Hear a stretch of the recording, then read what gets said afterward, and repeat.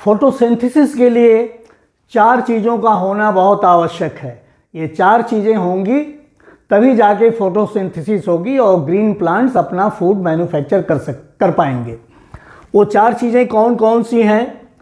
पहली चीज़ है सनलाइट होनी चाहिए, क्लोरोफिल होना चाहिए, ग्रीन कलर होना चाहिए, वाटर होना चाहिए और कार्बन डाइऑक्साइड होना चाहिए। तो सनलाइट तो हमें सन से मिलेगी, क्लोरोफिल उसके लीव्स में होगा, वाटर हमें सॉइल से मिलेगा और कार्बन डाइऑक्साइड हमें वातावरण से मिलेगा, एनवायरनमेंट से मिलेगा। इसकी प्रेजेंस में जब सारी चीज़ें रहेंगी तो ग्रीन लीव्स अपना फूड मैन्युफैक्चर करेंगी और सबसे पहले बनेगा ग्लूकोज और ग्लूकोज फिर कन्वर्ट हो जाता है स्टार्च में। आप जानते हैं कि स्टार्च जो है प्लांट्स का फूड रिजर्व है और ग्लाइकोजन जो होता है वो एनिमल्स का फूड रिजर्व होता है। तो इस स्टार्च को ये जब कभी अंधेरा रहता, कभी सनलाइट नहीं मिलती है, तो ये प्लांट्स फिर इस अपने रिजर्व फूड को यूटिलाइज करते हैं। और एक प्रिंसिपल है कि जब स्टार्च को आयोडीन सॉल्यूशन से ट्रीट किया जाता है तो उसका कलर ब्लू ब्लैक कलर हो जाता है, तो वो ब्लू ब्लैक कलर देता है। अब हम आपको एक ऐसा एक्सपेरिमेंट शो करने जा रहे हैं जिसमें ये बताया जाएगा, ये देखा जाएगा कि फोटोसिंथेसिस के लिए लाइट क्यों ज़रूरी है।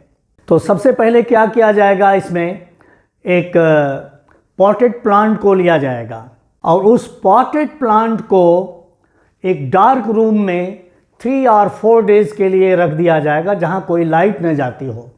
इस 3 डेज़ के दौरान प्लांट में जो भी रिजर्व फूड है, स्टोर्ड फूड है, वो सब समाप्त हो जाएगा।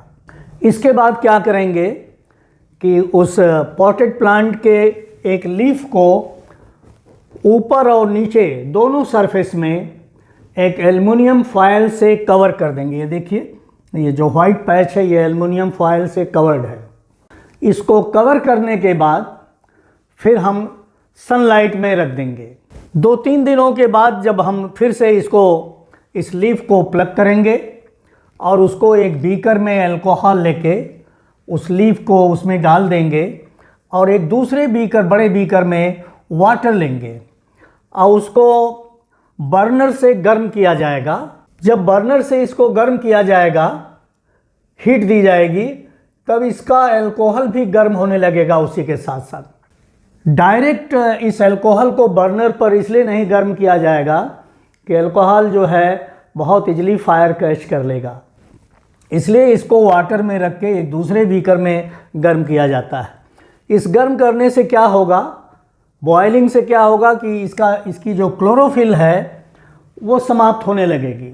फिर इस लीफ को निकाल के एक पेट्री डिश में वार्म वाटर में डाला जाएगा और उसको धुला जाएगा, जिससे कि उसकी मेम्ब्रेन्स जो हैं थोड़ा सा ज़्यादा परमेएबल हो जाए और सॉफ्ट हो जाए और जितना भी इसमें क्लोरोफिल बचा हुआ है सब का सब क्लोरोफिल जो है वॉश हो जाए।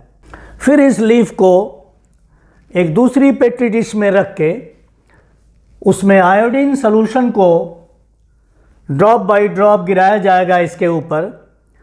तो लीफ का वो हिस्सा जो एल्युमिनियम फॉयल से कवर्ड था ऊपर और नीचे, उतने हिस्से में कोई कलर नहीं डेवलप करेगा और जो लीफ का हिस्सा एल्युमिनियम फॉयल से नहीं कवर था और सनलाइट में था, वहाँ पर फोटोसिंथेसिस होगी और फोटोसिंथेसिस के बाद ग्लूकोज बनेगा और वो ग्लूकोज जो है लीफ में कन्वर्ट हो जाएगा स्टार्च में।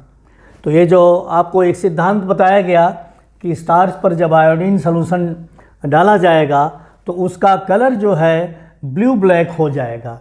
तो इतने पोर्शन का और इतने पोर्शन का, ये तो एल्युमिनियम फॉयल से कवर्ड है, तो जो एल्युमिनियम फॉयल से कवर रहेगा वहाँ पर कोई कलर नहीं डेवलप करेगा और जितना हिस्सा लीफ का एल्युमिनियम फॉयल से नहीं कवर्ड है वो सनलाइट, क्लोरोफिल, वाटर और कार्बन डाइऑक्साइड की प्रेजेंस में फोटोसिंथेसिस करेगा और कलर देगा। तो इस एक्सपेरिमेंट से ये प्रूव होता है कि सनलाइट फोटोसिंथेसिस के लिए आवश्यक है।